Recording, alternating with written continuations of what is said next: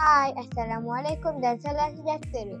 Nama saya Cikgu Muhammad Talha dari SK Sultan Omar, Dungun. Hari ini saya akan membawa kamu semua ke rumah saya yang mesra alam dan kalian bencana. Rumah ini dibina dengan ciri keselamatan, teknologi dan kelestarian alam. Di luar rumah saya, terdapat akunan air untuk menyimpan air hujan. Ini menyokong SDG 6 dan juga tanam pokok-pokok yang membantu menghidupkan suhu dan menapis udara menyokong SDG 13.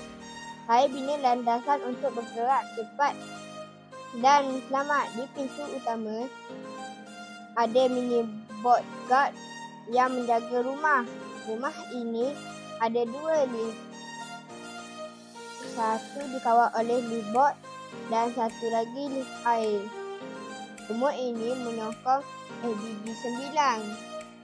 Jika berlaku bencana, saya boleh masuk ke dalam bangsa kecemasan. Pintu bangsa dibuat daripada iron door.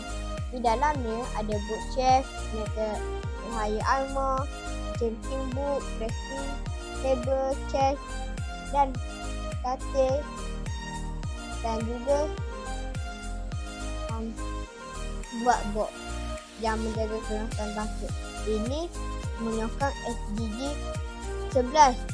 Di ruang tamu ada TV, sofa dan tempat santai supaya selesa walaupun cuaca panas. Di dapur saya ada chef yang memasak untuk saya. Beliau bukan robot tapi sangat cekap. Dalam peti simpanan ada pelbagai barang. Saya susun ikut kategori menyokong SDG 12. Untuk pembelajaran pula, rumah saya ada perpustakaan mini.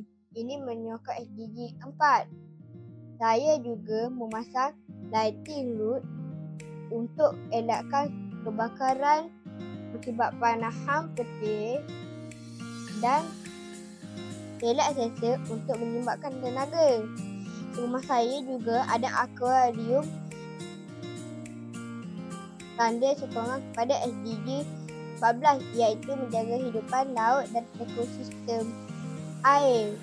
Saya percaya rumah seperti ini boleh dijadikan contoh rumah masa depan dalam Minecraft dan juga dunia sebenar. Sekian, terima kasih.